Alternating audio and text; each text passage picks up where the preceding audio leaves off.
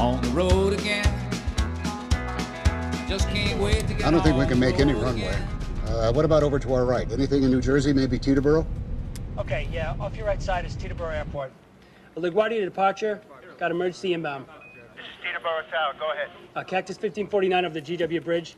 Needs to go to the airport right now. Check, does he need assistance? Yes, bird strike. Can I get him in for runway 1?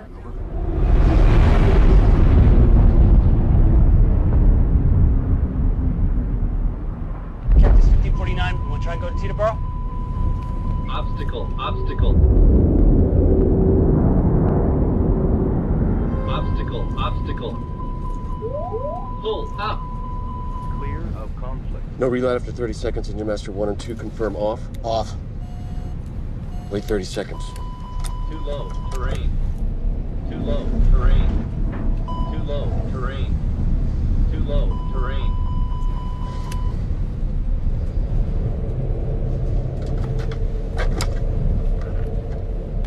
This is the captain.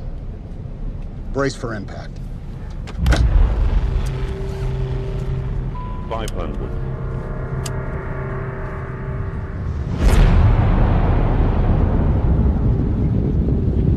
Cactus 1549, turn right 280. You can land runway 1 Teterboro. We can make it.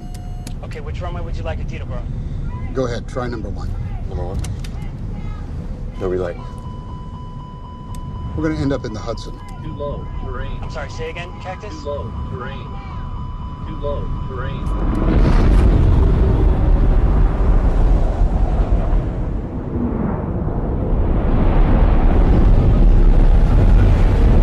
All right, let's put the flaps out. Put the flaps out. Flaps out. Cactus 1549, radar contact lost.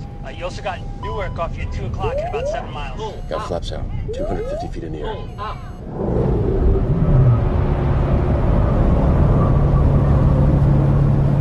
170 knots. Got no power, neither one. Try the other one. Try the other one. 249? Still out? 150 knots. Got flaps 2. You want more? No, let's stay at 2. You got runway 29 available at Newark. It'll be 2 o'clock at 7 miles. You got any ideas? Actually, not. Terrain, terrain. Pull up, pull up. Pull up. Pull up. Pull up. Pull up. Pull up.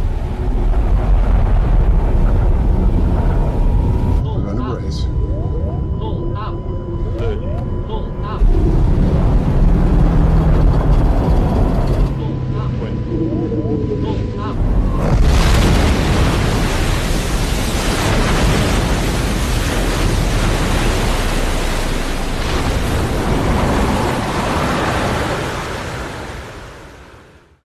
So the worst happens. The captain, Sully, announces over the PA system, brace for impact. What's going through your minds at that point?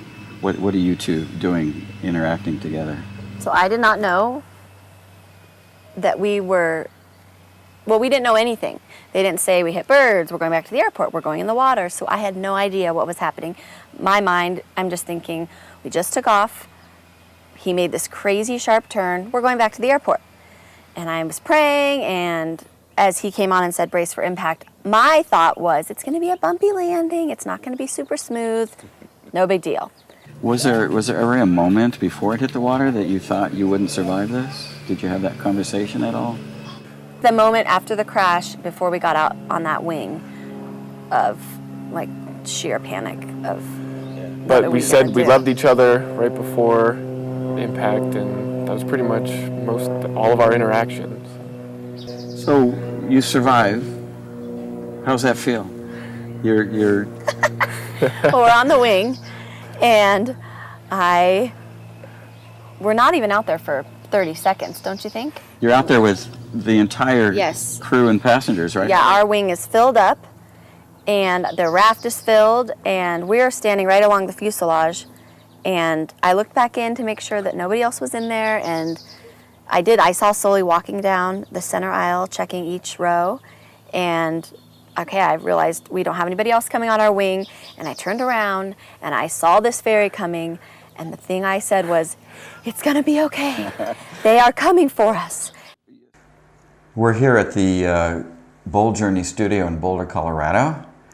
That interview took place a few months ago. That's Chris and Karin Rooney. They were on Flight 1549 when it ditched into the Hudson River in January of 2009. I was at an event recently, and Karin shared that it only took a few seconds between the time that the plane hit the water until they were out on the wing waiting to be rescued. But during that time, water began to enter into the fuselage, and she really thought that they were going to drown. And at that point, fear seized her, and it continued to seize her long after that event. And so I've invited Karin to come and share a little bit more about what life was like. And so Karin, welcome, and would you mind sharing a little bit about how your life changed after Flight 1549 ditched into the Hudson River? Well, thank you for having me, Gene.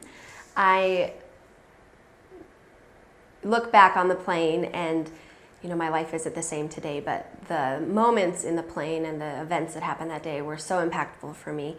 And one of the most important things that I learned that day was that in such a short period of time, this seed of fear and anxiety and was planted in my heart and in my mind, and I didn't know that that short amount of time had such a great impact on me. But when we were in the plane after the plane crashed, we realized where we were.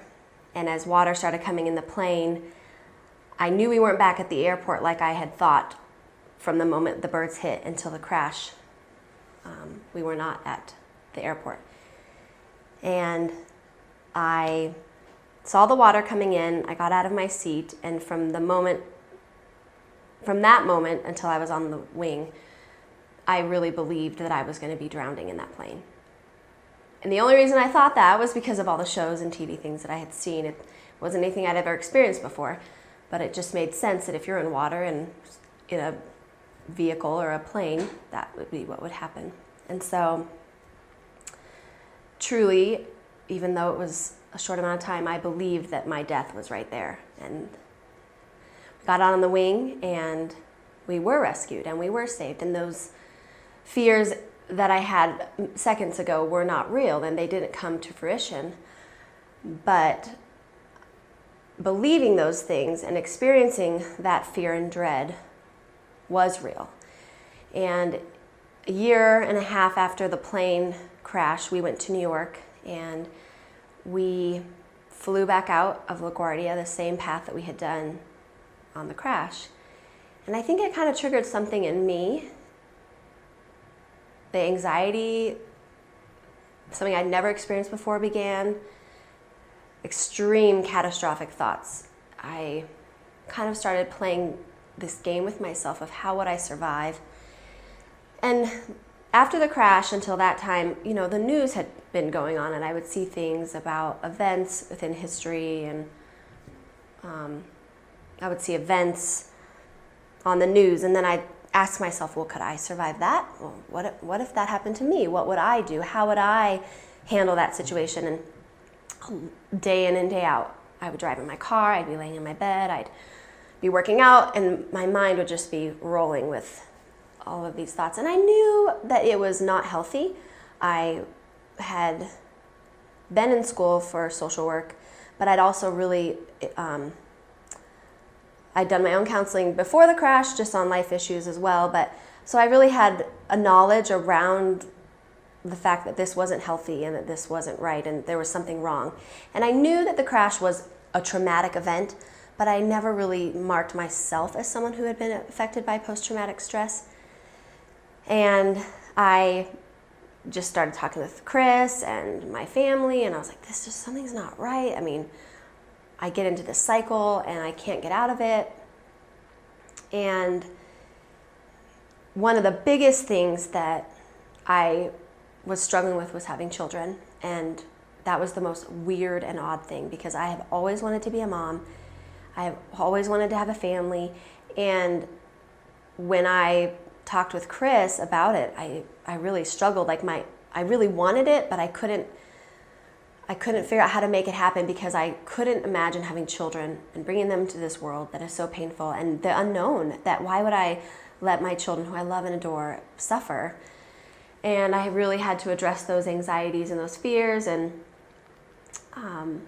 you know, for me, my faith obviously was a huge piece. And I never questioned the Lord and his goodness and that he loved me and he cared about me.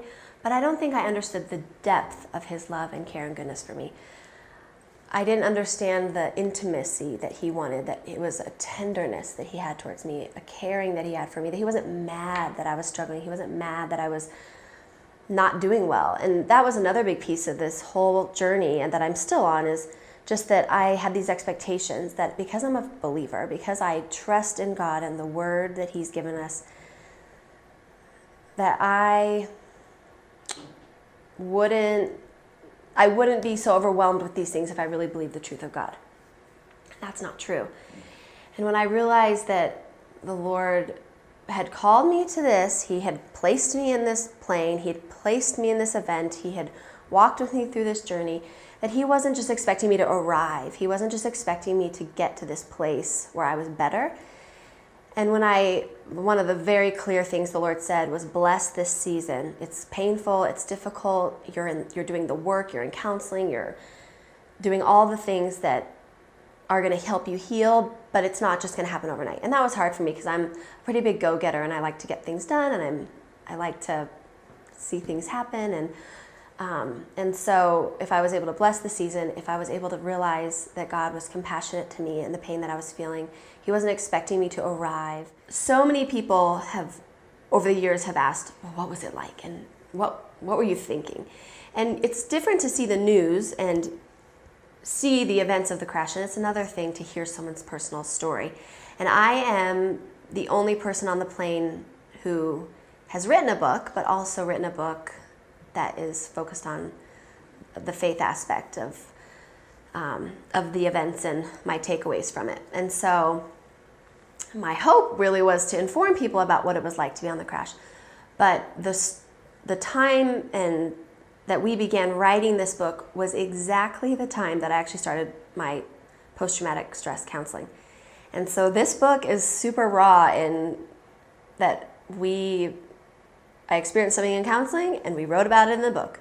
And I experienced an event with my sister and I wrote about it in the book. And so it's a very raw, in the moment book. It's not something that I've looked back on. And so I look at it today and I'm a very different person, but I think this is the kind of book that people need, that they see and it's relatable, hopefully, that, yeah, you weren't in a plane crash, but I do remember feeling anxiety and I remember feeling disappointment. And so my hope is that it's a relatable book for people, but also that it answers some of those questions that they have about the plane crash. I think when it comes to the takeaway for me, and what I really hope to pass on to people, is that you don't know when your life will change. You don't know when tragedy will strike or you'll be asked to walk a really difficult road.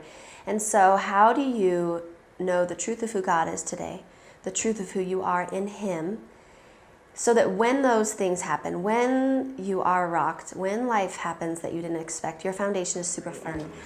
My book, Sink or Swim, is available at Amazon and also on my website, the book Sink or Swim. The life I love is making music with my friends.